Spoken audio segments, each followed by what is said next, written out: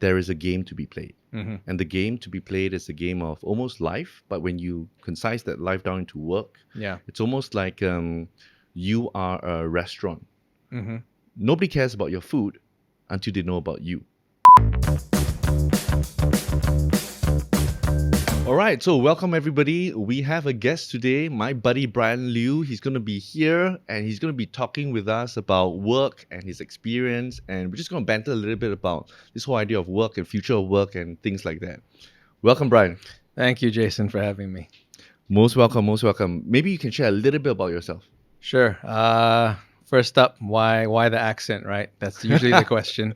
So I'm Singaporean through and through. Since birth, I was Singaporean, but I grew up as a Singaporean in the international school system overseas. So this accent, it's not Australian, it's not any of those, right? It's literally the international school kid sound, and that's what it is. That's where I grew up, how I grew up, and why the sound. But in terms of background and career-wise, it's really in consulting for over a decade, management consulting, super fun, loved it. Different industries, different leadership teams. That was amazing. But then from there, the last few years, I would say that the second chapter in terms of my career was really in the people space with Bose, the headphones, right? Bose, and most recently with Lazada as a head of L&OD, right? So to me, the tech space and the people space have really been my most recent adventures.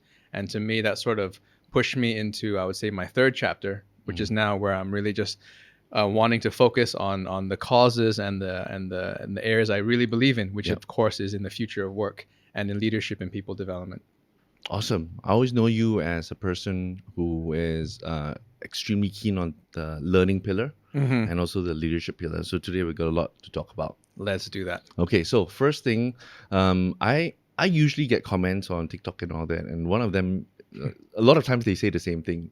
Jason or Coach, I don't know why, but when I do my work properly, nobody notices. And I don't like to be those people who blow trumpet and things like that. And I kind of tell them is like, but that is life and that's the game. So a little bit about that is like, the backdrop is that there are some people at work that believe that I just do good work, done. Gao Tim. It's like, it's okay, it's done. My boss will look at me and will know it. And when it comes to promotion, everybody's fair game. Just look at the quality of work. What is your views on that? Firstly, I will bet money that the person that left that comment is an Asian person, right? Right? Yeah, most likely. Most likely, I would bet money that it's an Asian person because it's a very the culture, right? It's a cultural thing. It's a very cultural thing, and that's what I've loved about the work opportunities I've had is because these regional and global roles, you're able to see for yourself the huge differences and how culture impacts the workplace and what that game looks like in the office, right? So for sure, you're right that I can understand where that person's coming from. Where do you think we got it from as Asians? Because since young, it's always like we had parents that pushed us to be number one, right? Be good at it, always score well and all that.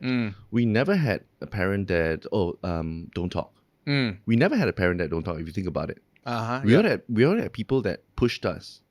Where do you think it came from then? Sure. Culture is very complex, right? And very and quite deep seated. But one area where that comes in from, or where we would have gotten that, is actually in terms of Asians being very, very respectful of hierarchy.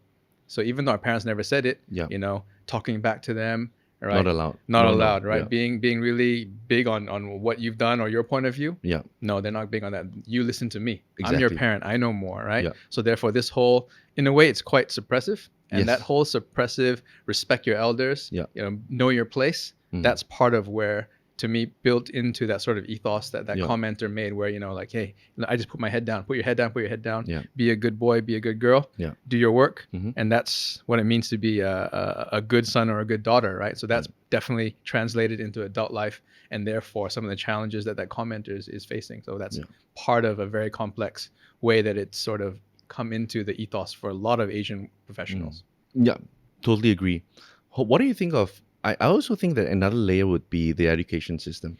Agree. Right? Absolutely agree. So when it comes to us studying for things like Primary 6 PSLE, O levels and all that, there's always one answer. Right? And the idea that there's always one answer helps us to be very good at getting good grades, Mm. right? The whole stereotype of Asians in overseas and all that is like, oh, really studious, they're good at maths and things like Yep. that. Yep. But it helps us do that, but it also disadvantages us in the workplace where, for whatever reason, we kind of like there should be only one way, Mm. and if the boss says one way, then go for it, right? It's the idea that there's one 10 series answer and all that. What is your view on that? Yeah. I mean, let's be fair to the Singapore education system. Yeah. Amazing strengths. It's produced world-class professionals Yep. across the world. But yes, absolutely right. When it comes to that, being very focused on the one right answer, Yeah. and more than just the one right answer, it's also there's only one way to craft out the rationale, one way to craft out the formula to arrive at that only one right answer. Very, very focused. Very, very. The blinders are on, right? Like, this is how you do it, and then times, however many years. So I totally agree. That's definitely part of it too, for sure. So that's definitely led into that, and that translates into a few different challenges, right? As an adult, since you've been used to that way of thinking, used to that way of communicating and rationalizing, then when it comes to broader discussions or lots of ambiguity or creativity, right? Creativity, innovation, right? All of that. There's no right way. Yeah, exactly. Right. So once people that have been drilled in that sort of approach, getting them to function in a pretty different paradigm. Yeah. Wow, that's where challenges come, and that's where, if you ask me, a lot of Asians or Singaporeans Yeah. may lose out to professionals that are actually very flexible, very comfortable with ambiguity, very flexible in their thinking, very flexible in their communication, very flexible in their approach, where there almost is no one right way, right? Which totally goes against the worldview of like people that have gone through an education system that says there is only one right way. Yeah. So it's literally a clash of worlds or a clash of cognitive pathways, right? Yeah. Yeah. I just read yesterday that MOE is abolishing this whole idea of normal CAT, normal technical and express. Amazing. So they're changing it to subject banding and all that. So they call it general 1, 2, 3, but it kind of like is there, but they're trying to just move that away and try to have that little bit more non-labeling, where it's like, oh my goodness, you're normal tech, normal cat, that kind of thing. And I do feel that everything is okay. So there are a lot of good things about the Singapore education system. Let's not go there, but I do feel that does make us excel in one area, which is academics. Yes. But in the workplace, we might not be used to be able to say that I disagree. Yeah. I don't agree with that. I think there's another way. Yeah. So there's a cultural aspect, there's an education aspect. Absolutely. The same way we can't disagree with our parents. Yeah. Same way we can't disagree with our teachers. Yeah. Right. That's totally. I remember in primary school where we crossed paths, where when a student was, I can't remember if he was disagreeing or somewhat, but he literally got a backhand slap for that, full on. Yeah. Last time can. Yeah. Full now on, cannot. At the time when we were in school, right? Yeah, So I remember, that was a culture shock for me, because I never experienced that in my school experience. Yeah. But for here, that was the case, right? So again. Yeah. But I would say that for you have almost like you tasted both worlds. Yes. Right. Very privileged to have seen both So sides. for those people who, let's say for me, studied Singapore all the way in terms of primary, secondary, JC and all that, if I disagree with a teacher, they'll say, what are you talking about? Just follow textbook. Yeah. Right? That's right. What happens in international school? International schools is definitely, it's definitely around discussion. Okay. Interesting perspective. Why? And then the whole class gets into the debate. Right. So that's pretty normal. And in fact, if you're willing to speak up and stir debate and stir discussion, in a way you stand out in a positive way. Right. Teachers respect that hey, this person is paying attention. This person is thinking and not just taking in whatever I'm saying as a teacher. Right. So to me, that's again, that drives different behavior. Since this is appreciated, I stand out in a positive way for dissenting or disagreeing. Then again, that person becomes very confident in being having a different voice. And they vocalize a lot and more. Vocalizing that, right? So totally different. Right. So for this kind of commenter on TikTok and all, I tell him that there is a game to be played. And the game to be played is a game of almost life, but when you concise that life down into work, it's almost like you are a restaurant. Nobody cares about your food until they know about you. So there's an aspect where all of us we need to see ourselves as a business, Mm-hmm. right? So you're Brian Inc. I'm Jason Inc. Yeah. Right?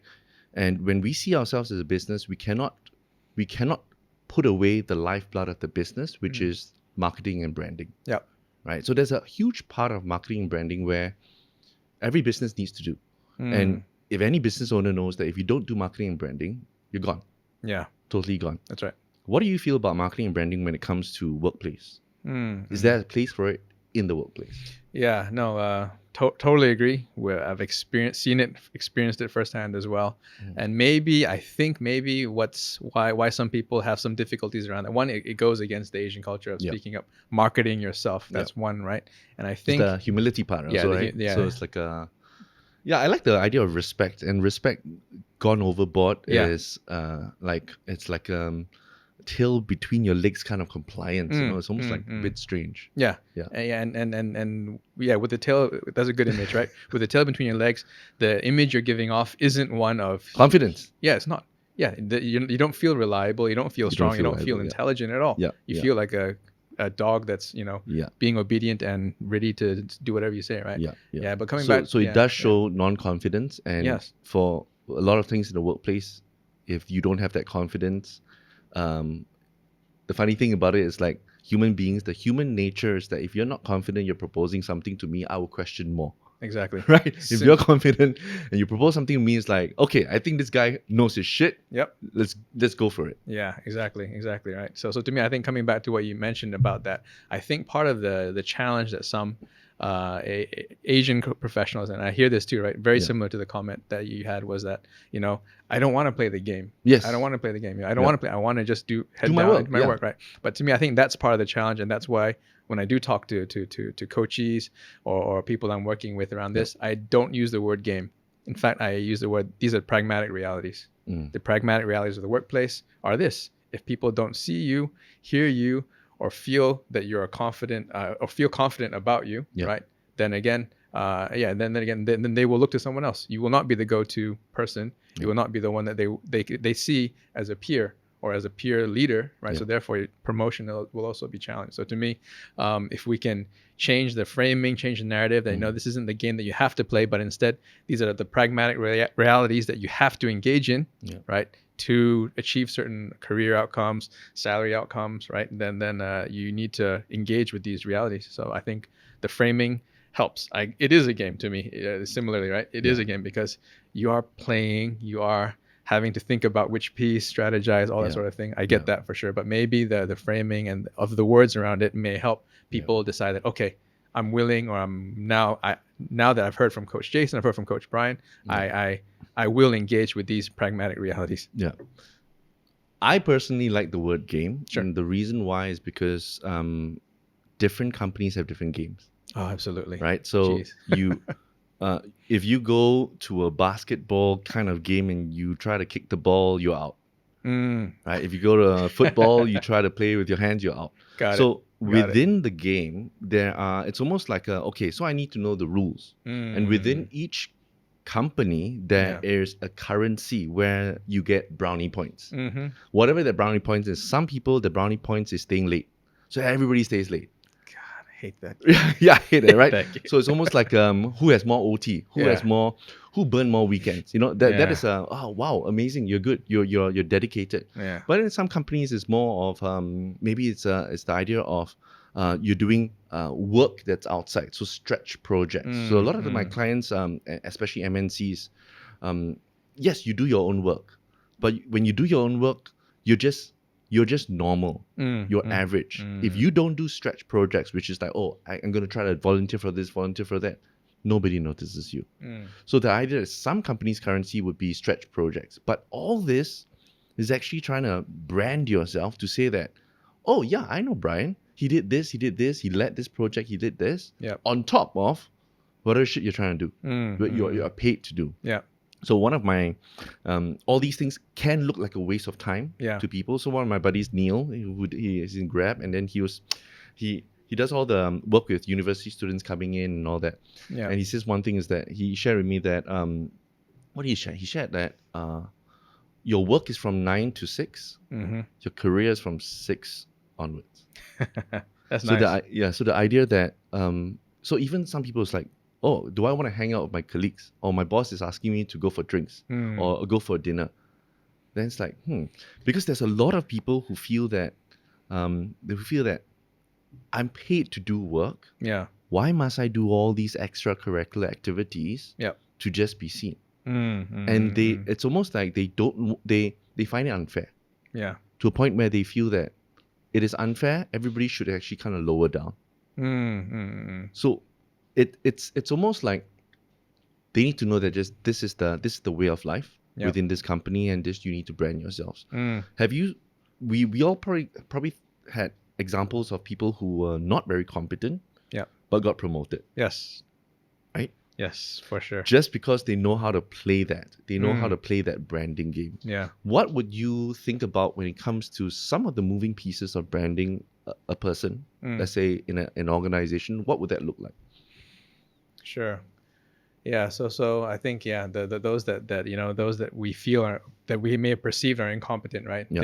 They picked up enough brownie points, as Yeah. you're saying. They picked up on what the rules were, Yeah. and then they were able to gain the brownie points to get promoted, get the pay, the bonus, whatever that might be. Yeah. So you give it to them, credit to them, right? That they were able to discern and navigate what those rules were. But in terms of personal brand, to me, end of the day, if we sort of put the different rules aside, because the rules are so varying, as you said, right? Then to me, I think how I've really been experiencing it and organically learning, right, how to build my own brand was just really around being clear what you stand for, right? And that could be in a few different ways. One, you're very clear on what you stand for in terms of how your work ethic or your way of working, Right. So, for example, I'm very clear that I want to excellence, right, in whatever it might be. Maybe in every slide that I produce, every piece, it needs to be high level of excellence, high standards. That's my brand, right? So it may take me a lot more time to produce a deck, but everyone knows that once that deck comes out from my laptop, it is of very high standard. Right. So that's part of your work ethic or your values. I think that's one way you can really brand yourself. It sounds like you are showcasing what is inside, which is the core. Okay, besides SCF core values, your own core values of what is important to you, and you are showcasing it intentionally and reinforcing that, because people say that the brand is what people talk about you when you're not in the room. Yeah, totally. Right. And so for you, it's excellence is one thing. Yep. That you kind of like portray through slides, through how you present yourself and all that. What else is that? Yeah, and I mean another example of that could be what is really that collaboration. I'm really big on collaboration, and how I was very intentional to make this clear. And this blew people's minds. It's such a simple thing from me, because I value this. But for example, whenever I had anything, I would send it out and share it with people non-PDF. Very intentional. I would send my deck non-PDF, my Word docs non-PDF. And people are just blown away that they can't believe that I send it non-PDF. I'm like, yeah, to me. Wait. Non-PDF means editable. They can take your work. Yeah, that's right. They can take the slides. They can take the document, right? Because to me, I produce good slides. I produce good looking slides, good content. Right. I want you to be able to take it and use it for your team or your country, right? I'm usually at group level. So take the content, use it. That's why I built it, right? That's why I created it. So to me, people are blown away that, wow, this guy he's really, truly believes in collaboration, because he's doing things like that, which totally goes against, their baggage, totally goes against what they are used to, right? So to me, that's how they're very. So as long as you're clear, as long as I'm clear that, hey, I really believe in collaboration. I know I must role model collaboration. Yeah. Therefore, that was one of the intentional ways I did it. And again, it speaks volumes.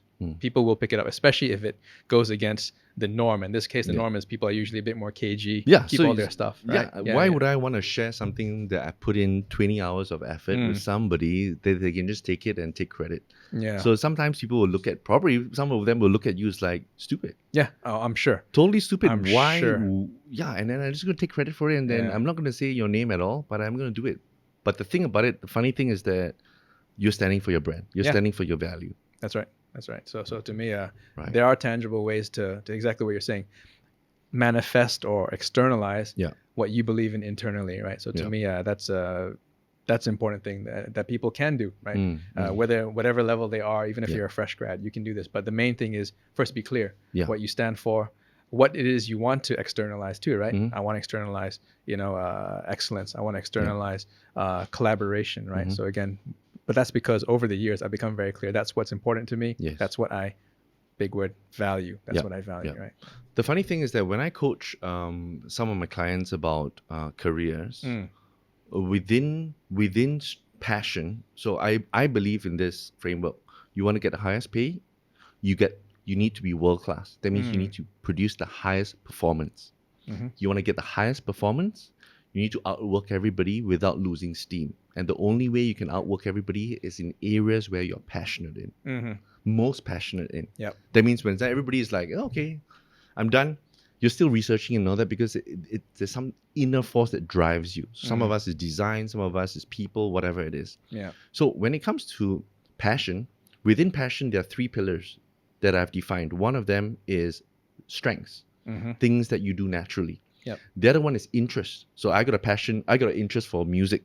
Yeah. I got an interest for psychology. I got an interest for hacking things. I got interest for many different things, Yeah. logo designs. But of all the different interests, I kind of picked 1 or 2 to try out. And that's why after many different jobs that I've done, then I came to, okay, I know I'm a coach, I'm a performance coach. I want to bring out the best in people. So that's 2, interest, strengths. And the last one is values. Trying to figure out the values. And what I see is that a lot of people have no clue what their values are. Yep. Zero clue. Totally zero. It's almost like, what do you value? Like, they know what the company talks about, Yeah. but they don't know what their value is. So I bring them to an exercise where there are a couple hundred values and we go into, it's almost like a slash and burn thing. Yeah. Which one really shines for you? So for me, I know like my values is adventure, boldness. Yeah. My values is discovery. These excite me a lot. Yeah.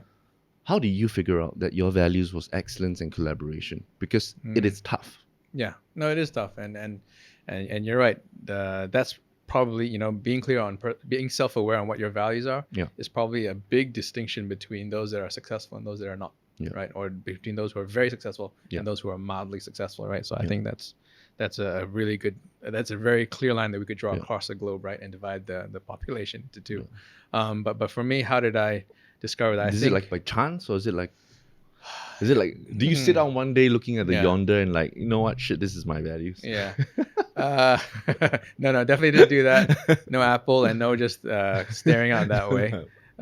For sure. I wish it was that easy, right? Yeah, But no, to me it was I don't know. It's just my wiring where I sort of learn or I sort of decide on things through experience. So when I experience something extreme, then for me that's when I decide, okay, I look at that extreme situation and I decide, okay, this is good or this is bad. Or I want more of this or less of this, right?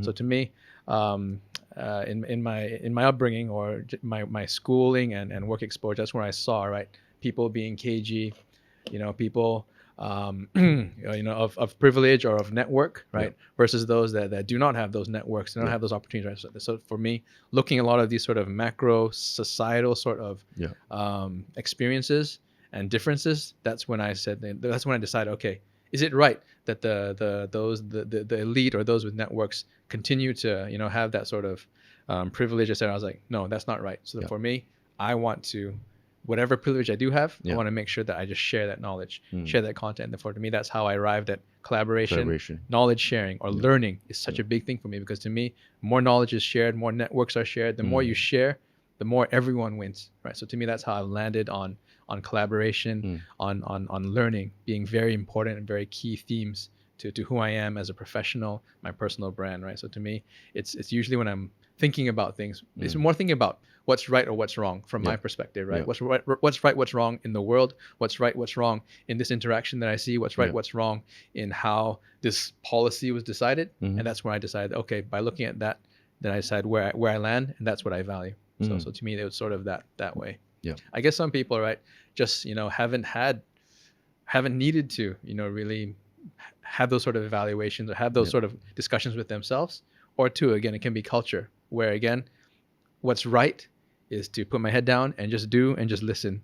And therefore, the chances or the probability or the need for them to self-reflect and decide, what my values are, I don't need to do that. I just need to put my head down and I just follow. And follow. Yeah. Right. Yeah. So if parental the parental context, societal context, and this education context has conditioned you that way, then why are we surprised that people aren't aware or have never decided what their values are? Yeah, there's no need to. Yeah. So it's almost like I don't need to go against any current.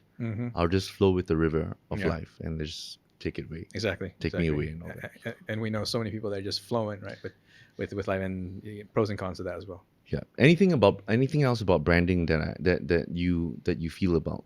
I think values is definitely a key part of the personal brand, right? And I think part of personal brand, again, is, I think as you mentioned too, right, is definitely around your natural strengths or skill sets. Yeah. Right. So again, experimenting and finding out what you're truly interested in, what you're truly good at is a big part of it. Because a lot of people, they make that decision in terms of what job they choose, actually based on other factors, not what they're interested in necessarily, not what they're necessarily skilled in, but what pays or what is seen as prestigious per se, right? So again, but then again, that's where burnout comes in. That's where all the conversations around burnout, et cetera, come in, right?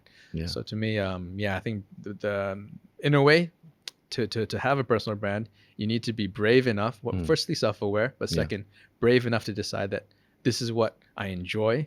This is what I'm good at. This is where I feel I can contribute. Right. And then therefore make those calls, make those tough calls, and then start to live out your brand. Right. So one thing I like, there's a saying in terms of social media: if you're vanilla, plain vanilla, nobody cares about you. If you're pistachio ice cream flavored, you got lovers and haters. Yeah. And when you have lovers and haters, you know that your brand is strong. Yeah. Because not everybody will like you, but the people who like you love you. Because you are that persona. You're that persona personified. Yeah, that's right. So one more thing about branding, and some people also some of the comments I get is like they don't want to speak up, and they feel like I don't need to speak up. Speaking up means that, very simple way of speaking up means that in a Zoom meeting, let's say with regional, everybody's there, you don't say a word, zero. And we see a lot of them, right? Everywhere. Then when you ask them, they're like, everybody spoke already. Yeah. So it's the idea that it's almost like everybody, the trees and forests is everything the same. You're not blooming, you're not doing anything. So one thing I do coach some of the people that hire me just for like, okay, how do I increase my influence and all that in the company, is that you need to be seen. Yeah. And one way you need to be seen is in a Zoom meeting, you must say something that is constructive to the meeting. Don't just say for fun. Yeah. But you must be constructive, but you must say something. You can't just keep quiet. Yeah. In your experience, when you see people who keep quiet and all that, like, what do you think is in their mind? A lot of things. Usually, more usually than not, it's part of it is around hierarchy. You know, if they feel that they're not peers with everyone else in the group, that they're one or two levels down. Yeah. Again, I better keep quiet. Let the leader speak. Okay. That's one big cultural dynamic for sure. That's always usually in play, especially. What a waste, because all Asian the offices. talent, all the genius is in people who are actually on the ground. That's right. That's where, because like, in your leadership position, you see only the tip of the iceberg. You're so far away from frontline, so far away from the ops, so far away from the customer. Yes. So they are the ones that need to speak up. So one thing is hierarchy. That's good. What else do you think it's on their mind? That's why they don't want to speak up. Hierarchy is one. Two, a very real one, especially in a very multicultural region like APAC and Southeast Asia. Is second, of course, is confidence in the working language. A lot of people, they feel that they don't speak English as well. Good English, like Jason or Brian. So you know, I'll let them speak. You know, I don't. The confidence to speak and articulate themselves or present themselves or present their ideas clearly or in a leadership pleasing sort of way or tactful sort of way. That's another challenge for them too. So language actually is language confidence is actually another real challenge to them speaking up.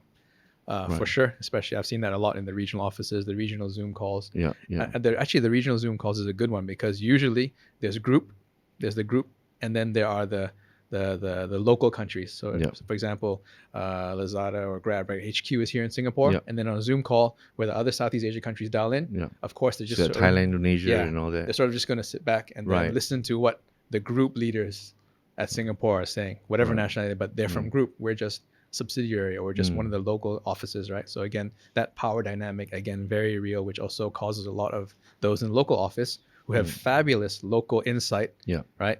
They don't speak up because group is speaking, so we let group speak, right? So again, Right. it's sort of, if you ask me, it's also sort of an easy default if you think about it, right? It is. Group is speaking, leaders Yeah. are speaking, so I'll just, Yeah. Why so- rock the boat? yeah, exactly. Yeah. So there's multitude of reasons why people with really good hands-on experience Yeah. are not speaking up when they really should. So it's two parts. One, it's as you're saying, they you need to be seen, Yeah. but it's also how you want to be seen, right? Exactly. Yeah. Whether it's with confidence, whether hey, that was a constructive piece that I just chipped in, right? Whatever it might be. So yeah, have to engage with those pragmatic realities. True. So I think one last thing about branding, when I think about branding, for them is to really try to figure out what they want people. It's almost like what do you want people to say about you, Yep. right? It's branding is the conversations when you're not in the room about you. So what do you want people to say about you, and plan it out, and you can plan it out. And it's not about not being authentic, but it's about, if you know that these are things that is important to you, if you are a really caring person, then showcase that caringness, right? Don't just think that it doesn't matter, nobody knows and all that. But because you are a business, Yeah. you need to be able to showcase, because nobody can see it. And sometimes they'll say things like, one thing that some of them usually say is, oh, small things don't say. Only say big things. Right? And it's like, okay, then it's the idea of like, you need to work that muscle. Because in Asia, I do feel that because they are not very in tune to working that muscle of marketing and branding to a point where you can't just at the big thing that you're going to showcase it. You need to build that muscle when you're doing the small things to be able to do that. That's right. Yeah, and to me, I mean, just to build on that, right? And this is sort of what I've taken away going through the military as well as the workforce, which is that, if you aren't exercising that muscle, speaking up, being seen, right? Then how will your line managers, or how will the leadership ever see you as a potential leader? Yeah, and exactly. Therefore, promotion basically becomes impossible. They've never seen you, never felt you, they never Yeah. heard you. Yeah. How can they ever see you as a leader, right? So if you want to aspire to leadership, if you want to aspire to impact, and if you want, just to be able to You have to use your voice. You have to use your voice, right? Yeah. Leaders must be seen, they must be heard. Yeah. So therefore, if people don't see or hear you, it's basically impossible to become a leader. There's one culture in Singapore that's very toxic, and that goes that actually pushes people down, that does this. So when people are doing these things, Yeah. you know what they call them? You're what? You're very what? Oh. In SAF, As army, in, always. Entu. Entu or wayang. Wayang, yeah. So, or Yeah. they call it what? What do you call that? Carry balls and things like that. So, a lot of things. So, Yes. so even as a team member, there's a very delicate game to play. Yeah. If you play it too one-sided, you will look like only when the boss is here you do it. Yeah. When the boss is not here, you keep quiet. Yeah. So that is one thing to take note of when it comes to, are you authentic to everyone? If your excellence is this, then that means excellence is in everything. Yep. It's not only when the boss sees it, right? It's everything else. Yeah, no, totally. Yeah, and the way we've been talking about all of this, it sounds like there's so much thinking and intentionality needs to go into every part of how you function and how you function socially within your team, within a meeting, right? That's if it sounds like a lot, it is a lot. Everything we've talked about. So to me, that's way too much for me to take in as well. So that's why to me, in the workplace, and even before the workplace, in the military, I was very clear. Like, you know what, there's too many ways and too many angles and too many different rules to play. Right? I can never know, and I'm very bad at discerning. The reading between those. I'm very bad at it. So to me, I simplified from life and just said, okay, I can't keep adjusting and wondering what's the right way to behave, what's the right way to say, what's the balance to strike. So to me, I was just like, okay, so the one thing I can focus on is me. Right. And therefore, I'm just going to be very clear and very intentional to stand up for what I believe in, and in how I want to lead, how I want my ways of working, my work ethic, etc. How I want to treat people. I'm just going to focus on me, and therefore let those that appreciate it.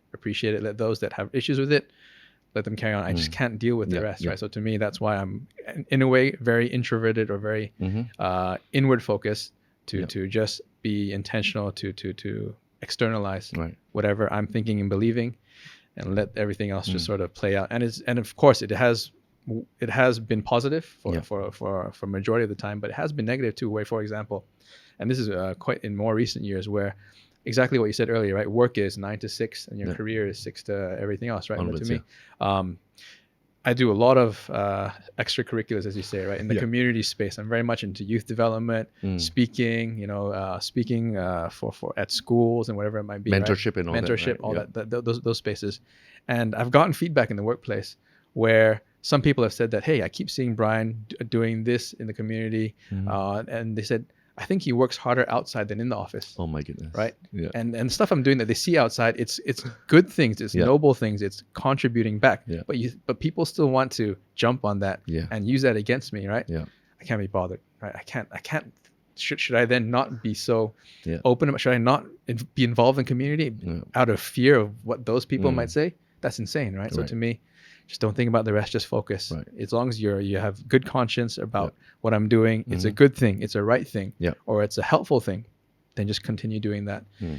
People take it up, appreciate it, cool. Yeah. People that don't, whatever. Just keep doing what's good. Keep doing what you know is right. To me, it's it's around building a virtuous circle or a virtuous cycle or virtuous momentum, right? Just continue to do good, and therefore those that appreciate it will join that sort of virtuous momentum versus those that have issues. Love that. I totally love that. It's a very simple way to live a life where you are as authentic as possible to what you believe in, you stand for, and your values, how you treat people, treat projects, what do you value the most, and know that it's not a popularity contest, that you can't win everything. It's funny, it's like when you're young, when you're in school and all that, everything's about popularity, everything's about where do I stand compared to everybody else. I don't want to stand too much, right? I want to just be a little bit in the middle. But as you grow older and older, you see a lot of the elderly, just now I just was having lunch and all that, the elderly just walk across the road, don't give a shit about anything, and all the cars just walk. And it's almost like as you grow older, you start to narrow down to a point where it's like, I'm living my own life. Yeah. And somewhere in the middle is like, we have enough wisdom to not piss drivers off, but know that this is what we want. Yeah, that's right. Yeah, and I'm sure you're right. As we cross 40, we're feeling that, hey, you know what? I don't care about this. I don't even care about that. I wish we got into this mode earlier, right? Earlier in our careers. Then it would be a lot sharper. It's so much sharper because you know that you have all the energies into the right place. Exactly, right. So any younger people listening, right? Get into the don't give a damn sort of mode, but not earlier, the old person kind of don't give a damn, but give a damn in the things that you truly believe in. Yeah, be clear first. First, you need to be clear what those things are, and therefore, which is already focus. So rare. Self-awareness is such a rare thing. Yeah, and it's like Anyway, so the one more thing, when it comes to the future of work, if we think about future of work, is there anything that you kind of like are thinking about when it comes to future of work? Yeah, sure. So this is a big one for me, where the future of work, a lot of things have changed, especially with COVID, accelerate a lot of those changes. So to me, excuse me, I'm very clear that there is a new school of leadership that has emerged, but then that brings me, or brings us to a very legitimate point of discussion, which is, is there such a thing as old school leadership and new school? I believe that there is a new school of leadership that needs to be clear and needs to be articulated to meet the needs of the future of work, which has already arrived, if you ask me, right? Yeah. So to me, I do believe that. But do you believe that there is an old school and a potential new school that I'm talking about here? I do believe that in the older generation, there was a different purpose of work. Because there's a different purpose of work, then there's a different outcome that we're looking for. So the old school way of looking at things, our parents' time and all that, you just do your work, you get a salary, you provide for family. Yep. So there is no need for this thing called self-actualization. There's no need for, I want to change the world. I was like, what the heck? Just can you even get a job? So that's why a big thing for them previously, when they were not educated, is all about degrees. That's why our parents are degree, because that was how you get stability in the job. And when you have stability in a job, it's a job. it's not where you like come on innovate and all that. You're Yeah. just doing work, right? So our founder, Lee Kuan Yew, our modern what would you call him? What do you call him? So many things. So many things. Modern father. What do you call him? Modern Father of modern Singapore. Father, yes, yeah. Okay. It makes it up. Father of modern Singapore. He talked. One thing very interesting is that he had a very dictatorship approach, but he was a benevolent dictator. Mm-hmm. The kind where I know what is good for Singapore because I see Singapore as a business. So Singapore, whatever your language, has to be English. Yeah. Right? It's the idea that it has to be English because the MNCs we're going to be attracting that will give us investments, that will build factories, that will give us jobs. Yeah, English speaking. So we need to do that. So there's a lot of it's almost like we go to school to get compliance, so that we can go into these places and then we are compliant to the MNC so that we can be then. So if you think about it, what is the characteristics of one of the best kinds of workers back then when it's all about factories, when it's all about that compliance? That's right. Right. So because of that leadership, there is that dictatorship, there's that I tell you directiveness. Now you tell somebody who's 25 to be compliant, they're like, you know what? I don't think this is for me. Yeah. And just go off. So not even in such nice terms. Yeah. Yeah. So all the flowery language should come out. But I think for now, because the tide has come up to a point where it's like, okay, so we already have that foundational finances. What's next? Yeah. So when there's what's next, we go up the Maslow hierarchy, and after food, water, shelter, relationships, then it's about self-actualization. So the new leader, I feel, is about tackling that self-actualization. So there must be a new kind of leader or leadership that tackles self-actualization. And sometimes self-actualization is not about compliance, but it's about I disagree with you and things like that. Yeah. Cool. Then we can be friends because I totally agree that there is a new school of leadership. Yeah. And to me, it's because of exactly a totally different context, right? Singapore, Totally. for example, back then, exactly as you described, in terms of wanting to attract investment, needing to build an compliant army to have jobs and to just survive, right? Survival. And have a basic livelihood in that season of Singapore. Totally made sense. So that's why his leadership, what he put in place, perfect. It worked out. Yeah. We're still enjoying the reaping the benefits of that, right? Yes. But to me, again, even now, if you think about it, still Singapore, we're still enjoying it. Yeah. We're MNC hub. Yes, we are. Why? Because English language. Yeah. We could have chosen Chinese. We could have chosen. We were majority Chinese. Yeah, but Bahasa Melayu and all that. We could have chosen so many different things, but Singapore, and then the other part is Hong Kong, right? These are the two more.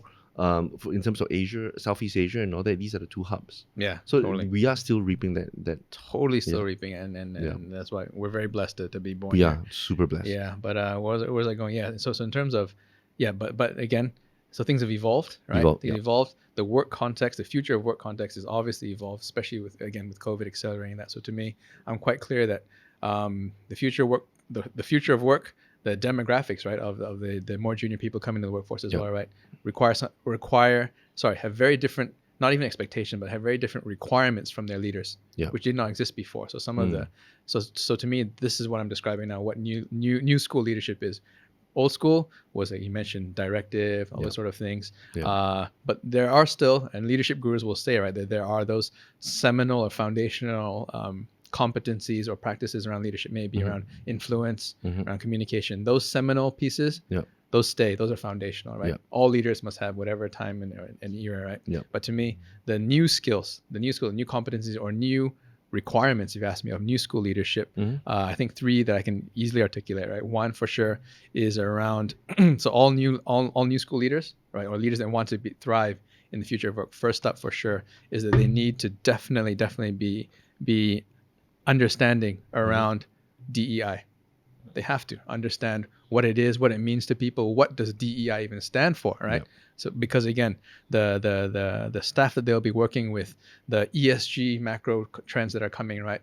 All leaders need to be fluent, understanding, comfortable, and have genuinely internalized what DEI is, what that means for them as organization leaders, or for them even as team leaders, where they are genuinely engaging, accepting, and wanting to hear and including all the different voices before they make decisions, right? So I think DEI is a very big one. And it's not just around LGBT. No, it's not about that. It's just really around truly listening, being, appreciating inclusivity, appreciating diverse thoughts, right? To make decisions, because no country has the decision-making rights on the current future of work, because it's just so unpredictable, right?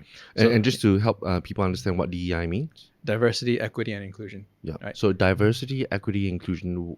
For if you were to break that out, equity. What especially equity? Yeah, sure. Equity is. I think diversity and inclusion. We quite straightforward. Right? Equity is really to understand that fair, or what people think what fair means. Okay. Right?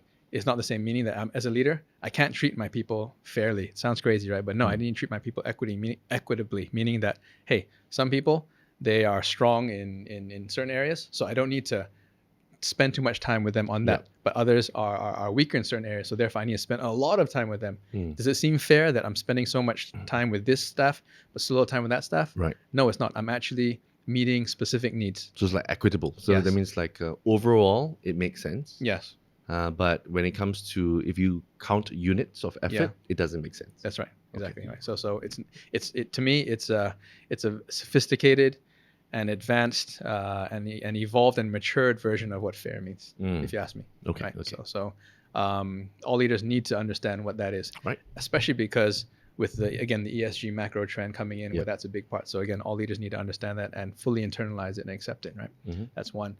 Second, a big part of that is all leaders must also be career coaches. Have to be. Reason for that is this. Interesting. Yes. I like that. I like that a lot. Interesting. All because previously, MNCs, and he said everything was set. Our parents' generation, they had one job, one company, all the way through. All the way, 20, 30 years. The pathway was set. Expectations were clear. I just put my head down. I'm good all the way through to retirement. That model of careers doesn't exist anymore. Right? Doesn't exist anymore. So therefore, if those pathways are not set, people can't see where they will be in 2 years' time. People can't see what my organization will look like in 2-3 years' time. So therefore, every leader needs to be a career coach to help their people, one, stay mobile, right? So they're able to adapt.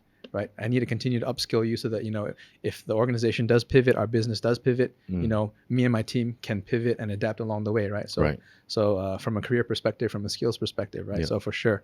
So career is not only just aspirational, but it's also equipping and all that. That's right. Totally. Right. So capability building and all that. So we are going to be pivoting here. I think last time you don't need to pivot. No. So it's didn't need to.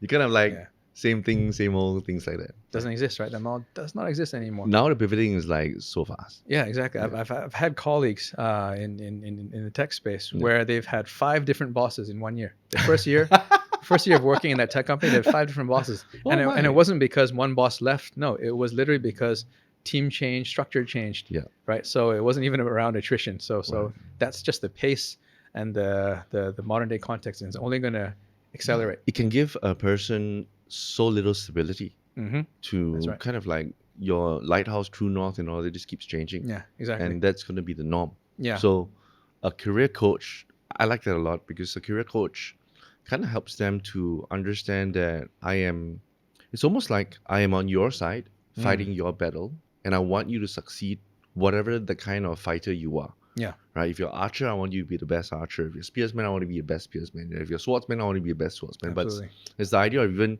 trying to figure out which one are you that is challenging.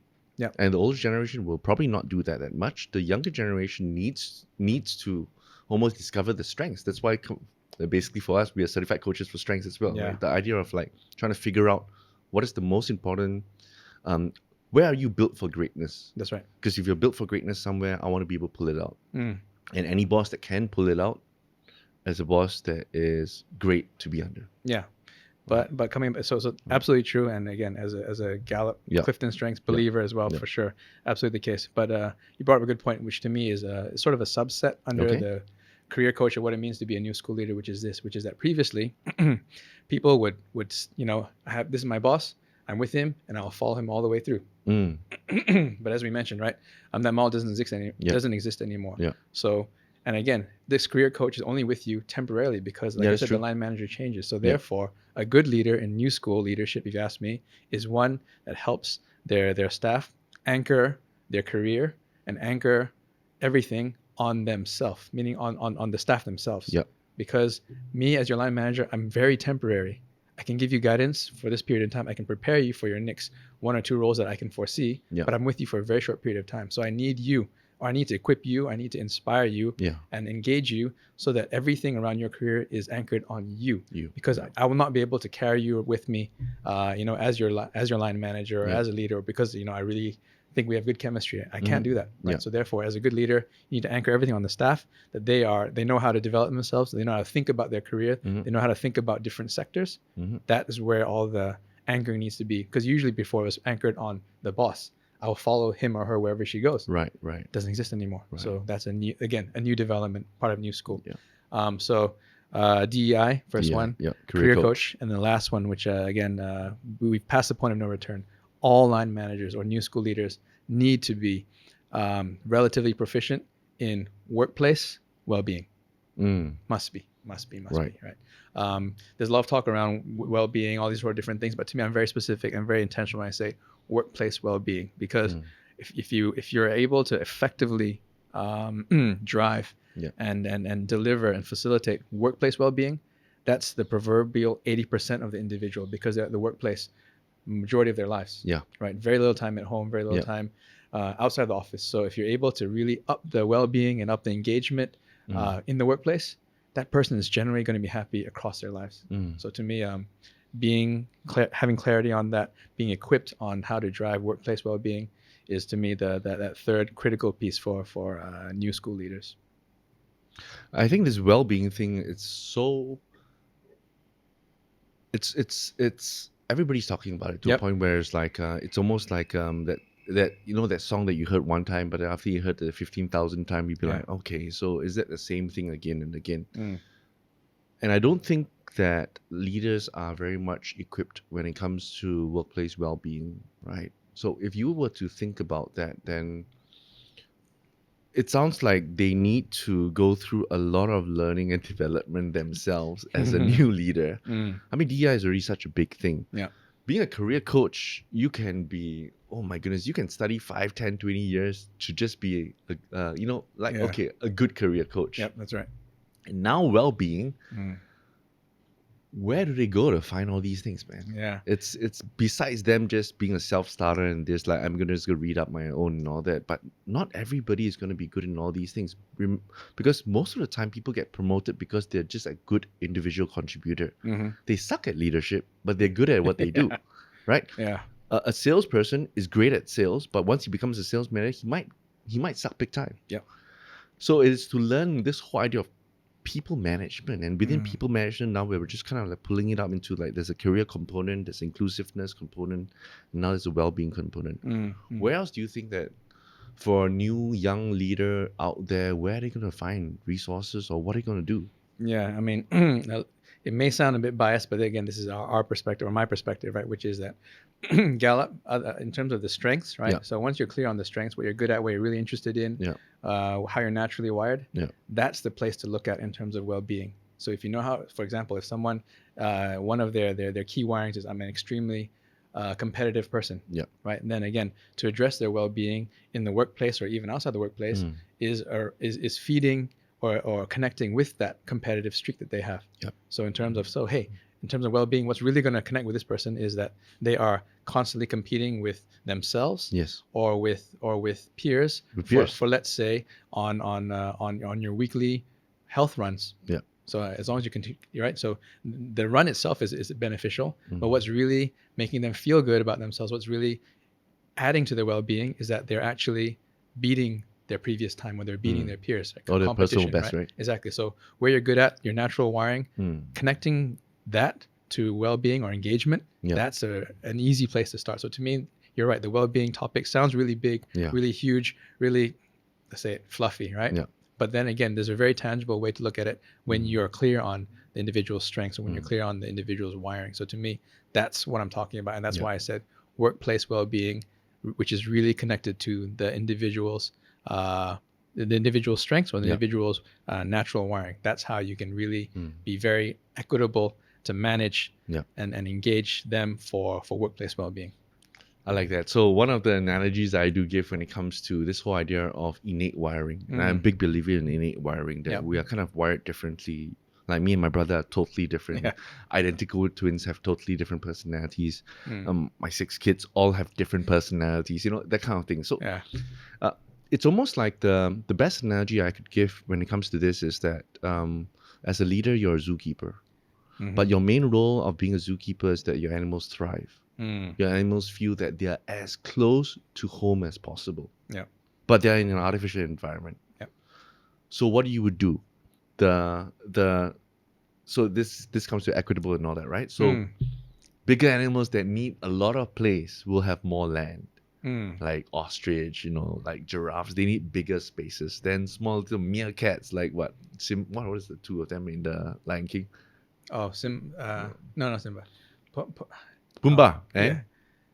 Timon. Timon, yeah, Timon. Yeah. Timon. Timon is that. Yeah. So Timon, Yeah. meerkat, right? So Yeah. then when you go past Singapore Zoo, then you'll see this enclosure. It's just a small enclosure on the left-hand side, just opposite the giraffes. That's right. The giraffes are huge. Then the lions are bigger behind and all that. So the Mm. idea of well-being for an animal would be that we need to know, as a zookeeper, let's say, I need to know what is the best environment where you would thrive. Mm. Thrive meaning that there's no sickness, but there's also increase in population. That means you feel safe enough to populate. Yeah. And that's for animals. Mm. As a leader, you need to try to figure out that what animal is each person. That's right. What kind of traits do they have? And when you mention competitive, some people are very competitive. Then Yeah. I've seen that happen in, like, for example, financial advisors and insurance. When I coach them, the people who are extremely competitive always look at the leaderboard. Yeah. They're always looking at the board. It's like, am I there? What's my Mm. API this month, right? Is it this month? Am I top number one? Then for other people, you'd be like, I don't care about that. Yeah. But another person who's very, very, for example, feeling, and they just want to do so well for their clients because they feel for their clients. Like, oh my goodness, if they don't get this insurance, the kids are going to suffer, the parents are going to suffer, then they will do very well, but they don't give a shit about leaderboard. Exactly. They give a shit about that. So it's almost the idea that to be a great leader, we need to start thinking that there are no more animals that's all the same. Whatever your size and all that, you just, like manufacturing, you are in charge of putting this screw into that. That's right. That's a long time ago. Now it's more of like, we want them to thrive. And if they thrive, we hope like Jurong Bird Park, that kind of thing. Oh, now it's no more Jurong Bird Park. Now it's they actually just Mandai. Yeah. We want to be able to have them. I think that's kind of like the perfect analogy, that you are free to go anytime you want to go. That's right. But I'm going to create an environment so great that you won't go. Yes. Right? So it's, Yes. but you're free. Fly anytime. Exactly. But come back. Yeah. You know that that as a zookeeper, I care. I care about you. I care about that you thrive. And personal, for human beings, thriving means that not only are they happy, but they're living out what they're meant to do. That's right. They're built for certain things, and you're bringing that out. Preach it. Yeah. Totally, absolutely. Yeah. So to me, exactly that, right? So Yeah. so leaders need to understand that they need to build the specific environment for their team. Yeah. For their team. And again, it's not about it being fair, but it's being equitable. What does each individual on my team actually need, which requires the leader to actually know and give a damn about what their individual team members, who they are and what they need, right? So to me, big part of it, because I think we can already see if a leader moving forward in the future of work does not care, does not know, that leader is not going to be effective at all. Right? Yeah. So that's why to me, I'm quite clear that if any leaders, future leaders, right, want to thrive, right, in the future of work, if you're able to lock in for yourself DEI, proficiency, well-being, right, career coaching, you're in a really good place. So to me, that's sort of where I'm focusing on with my own practice, where I'm wanting to work with leadership groups, work with organizations to really build in these, if you ask me, these new hard requirements and new hard expectations of leaders in the future of work. What is interesting then is that the idea of like them not wanting to change is always going to be a very big thing, right? So we see it probably sometimes it's really by just age groups and demographics, right? It's the idea that, okay, so it's difficult for some people to change and all that, and we'll see them face a lot of challenges. So I think when we think about these leaders, in psychology, we always think about this idea that you can't change somebody. Mm-hmm. You can never change somebody, right? So the point is then, how the only hope that we have is that we give them as much understanding, as much resources as possible to help them understand that that change is important, right? Because we can't change them. Yeah. Yeah, so to really bring them that, paint that picture that we are dealing with a very different group of people compared to 30 years ago. Yeah, that's right. Yeah, and how I've sort of addressed or encountered that challenge, right? Yeah. Working with senior leadership groups. Yeah. One, we're pretty data-rich context now, right? So there's a lot of people data, HR data, which is helpful and convincing for some senior leaders, right? So again, pulling that data, this is what the actual sentiments are. Yeah. Use data. That's one. Yeah. Second, it's also just around, again, this is also a cultural thing where senior leaders of the past, it really is about personal relationship. So therefore, enlightened leaders need to build that personal relationship, and then from there are able to then influence the senior leaders towards being more progressive, whatever that might be, right? So a few different strategies and approaches, but you're right, still difficult. But to impossible to change somebody. Yeah. We can lay it out for them. That's right. But they must go and drink the water. Yeah. So we make it as enticing and as palatable as possible. Yeah. Right? Yeah. Yeah. That's the challenge for if you ask me, what I call senior leaders, and then the -1 group, right? Yeah. Those that want to be progressive, those that are hearing the ground, hearing what's coming, right? Yeah. But then the added challenge for this -1 group is to be able to finally convince the senior leadership group to move or to drink the water per se. Awesome. Yeah.